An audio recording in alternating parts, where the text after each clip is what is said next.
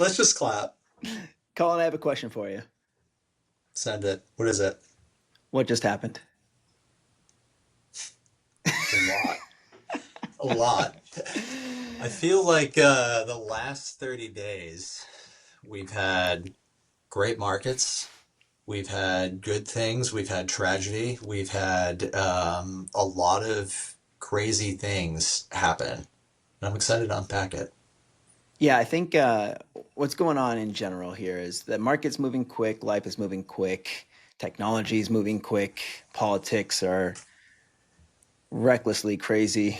So I feel like there's always a lot to unpack. Our clients are questioning a lot, asking us a lot of questions, trying to make sure that they're keeping up with it and that we're keeping up with it. So we just want to be able to touch base regularly with quick snippets alongside our longer deep dive podcasts. And this is our new way to do that. It's our What Just Happened series. Welcome. I'm going to share a quick chart here. We're going to start by just talking about where we're at with the markets right now. So let me share the screen. All right. So, Colin, we're in a bull market, right? I keep hearing we're in a bull market. Yeah, we hit all-time highs in the markets yesterday, I believe it was, and it seems to be continuing in that trend. So, if we're in a bull market, why is everybody so pessimistic? Everybody I talk to seems to be concerned that whatever the other shoe is going to drop, or this can't go on forever, et cetera, et cetera, et cetera. Where is all this concern coming from? When we look at this chart, this is from Ryan Dietrich, and what we're seeing right here is the S&P 500 in blue racing off to all-time highs, like you just said, and then the positioning of professional managers, asset managers, hedge fund managers, people like you and I. We're not asset managers, but we allocate to asset managers. People are concerned, and you can see that with the way it fell off. So we're looking back to 2022 here. This is the throes of the bear market in 2022 during the interest rate spike. You can see that the stock market started to creep back up following the October bottom in 2022.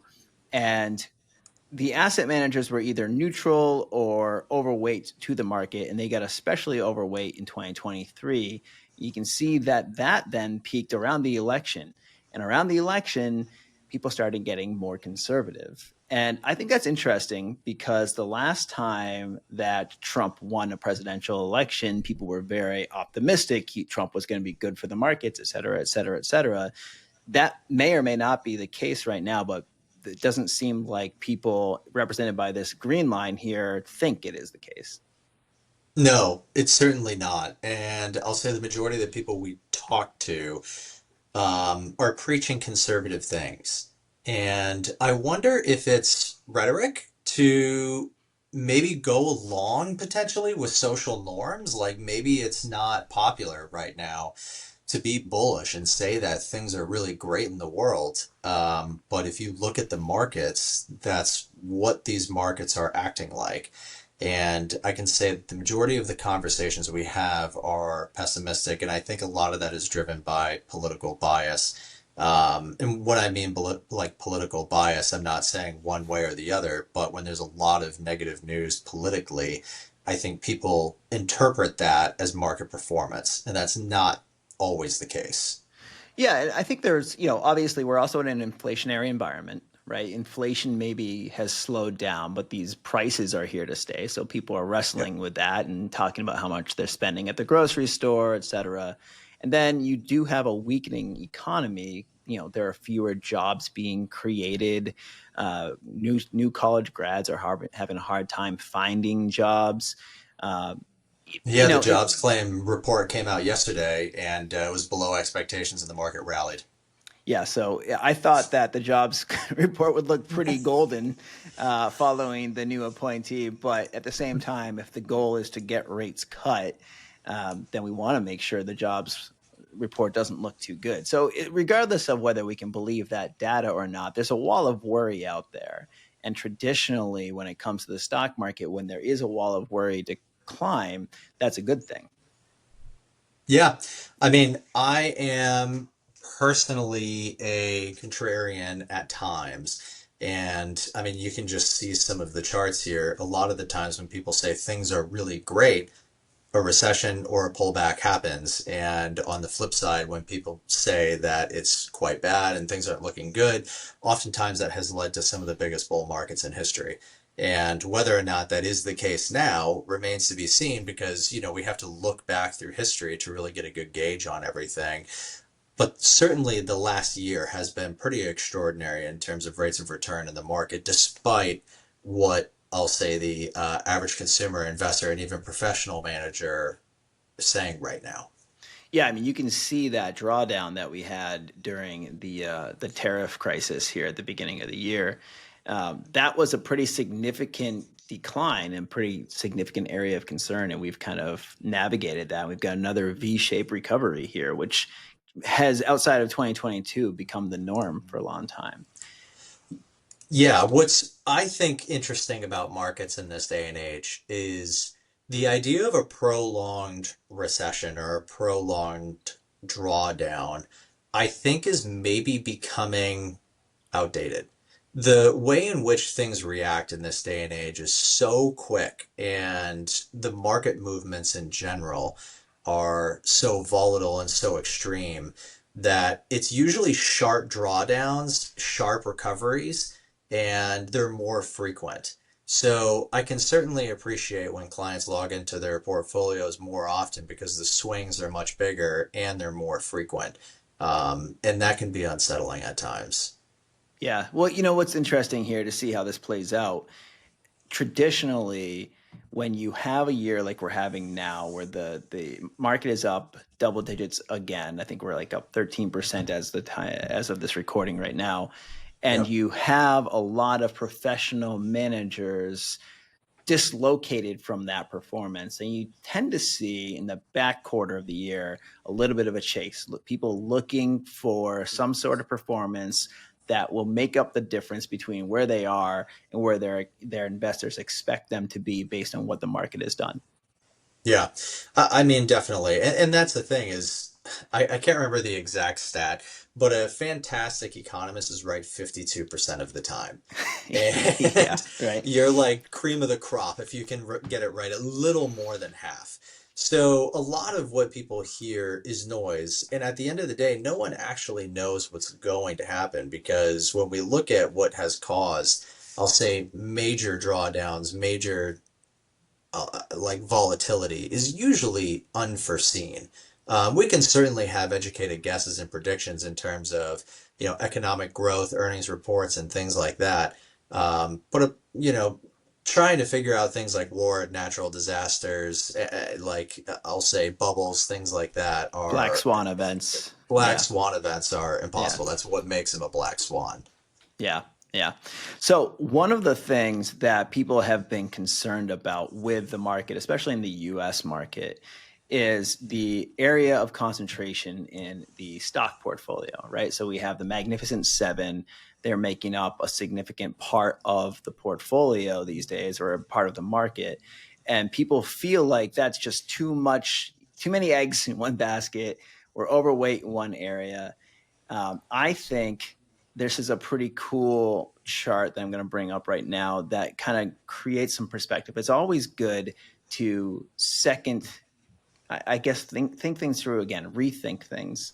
And when we do, and we look at this chart that I'm going to show you right now, we see that this concentration, while it may be abnormal for the US, is not abnormal when you look at the rest of the world. So you can see here in blue, the USA, top 10 largest stocks in the market right now, or in the index, make up 38%, which is huge, right? That's, if we had 10 positions in a diversified stock portfolio equal 38%, that's slightly more than 3%, almost 4% per weighting. We would look at each one of those and say that's pretty highly concentrated. But when you look at us compared to these other markets, it's not only, normal, it's actually kind of low. It is low. I think I just dropped you a heat map. Something that I love to show and walk clients through is the way that a heat map works. And for those of you that don't know, what it shows is the weighting of each stock in the S&P 500. Most people, when they hear S&P 500, they think, oh, it's 500 stocks, and that's true. However, those stocks are not equally weighted. Those stocks, actually, like what you have pointed out here, seven of them make up 38%, or 10 of them in this case make up 38%. And what you can see here in the breakdown is the biggest ones and their percentage in an overall picture. So you have Microsoft, Apple, Google, Meta, and Oracle now is actually starting to become bigger and bigger, but you have Nvidia, Tesla, and Walmart now too. And if something were to happen to one of these companies, it would have an adverse effect on the S&P 500 versus something like a Visa or a MasterCard. Microsoft, if that was to go down 20%, would have a much bigger impact than if JP Morgan was to go down 20%. And I think that that's healthy to keep in mind is there is a lot of concentration in the S&P, but to your point, that's not unusual. And that's usually how it is because indices and markets are momentum based plays. And when you have companies like Nvidia who are getting, triple digit returns, they're going to be a bigger weight in the S&P 500. But you want that because you want your runners and growers to run. Yeah, I think what people need to keep in mind is that the S&P 500 is a momentum investment, right? The stocks that are performing the best are rewarded and become the biggest part of that index, and the stocks that are underperforming become smaller and smaller and smaller until they're not even a part of that index anymore. And that's always interesting to watch because you can have some of these 10 largest stocks, statistically speaking, historically speaking, the 10 largest stocks that are making up 38% of the market right now are not going to be the 10 largest stocks 10 years from now. But I still think when we look at, if we look at other markets, other indices, other areas of the world, we look at China, we look at Europe, UK, et cetera, the concentration, look at Taiwan. It's insane. 72% is in 10 stocks. It's we are always best in show. Not always. We are frequently best in show when it comes to the stock market. And one of the, I think, reasons for that is the design of the S&P 500 and how we reward companies for doing well and I guess punish companies for not doing well. And that traditionally has always worked out very, very well for us. But we have a pretty large index, even though there are fewer companies traded now than there were, 20 years ago. We still have all of these other stocks that are either waiting to IPO or IPOing or coming into the market, maybe at higher valuations than they used to. But we always have new companies coming in to take the lead and carry that flag. I have a fun fact for you. Quiz question. Yes, hit me. Okay. What were the five largest stocks in the S&P 500 in 1980? Oh my gosh, 1980. Exxon, Yes, that was number three. GE. Uh, GE was actually not even in the top 10. Oh my gosh. Okay, I'll give you 1980. one more guess and then I'll read them off. IBM. IBM was number one. That was Woo! impressive, All right. actually.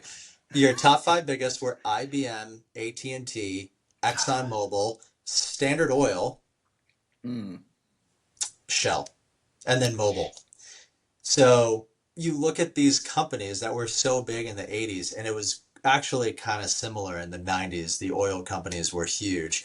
You're talking about an industry that was the largest industry for a long period of time. I mean, you can even go back to the Rockefeller days, but have completely been replaced by technology. So to echo your point, the stocks that are the biggest right now in the S&P 500 odds are probably won't be in 10 to 20 years time. There's always cycles to everything, and who knows what it's going to be in the future, but that's just a funny reminder of where it was versus where it is now.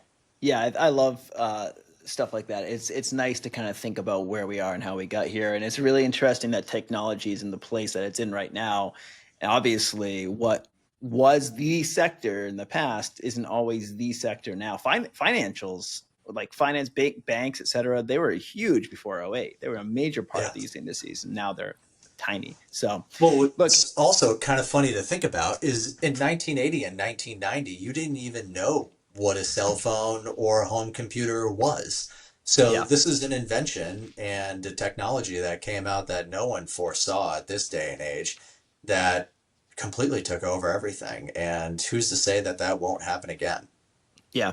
Well, things are always changing, and that's why we have to pay attention to these changes, figure out what the norms are, and kind of rethink things because there are a lot of people who bet very heavily on things like Nvidia or Palantir or Microsoft or whatever, and they need to remember that just because they're the biggest now, it doesn't mean they'll be the biggest in the future. And the reasons for concern maybe are the reasons that we should be optimistic. I agree. Yeah, the market has a way of kind of working itself out at times. That's not to say that there's not going to be volatility, recessions, and who knows. But riding the storm and trying to block out the noise and keeping going, I think is the important thing. All right, so that's our what just happened for the second week of September. We'll do a few more of these, and hopefully you like them. Thank you.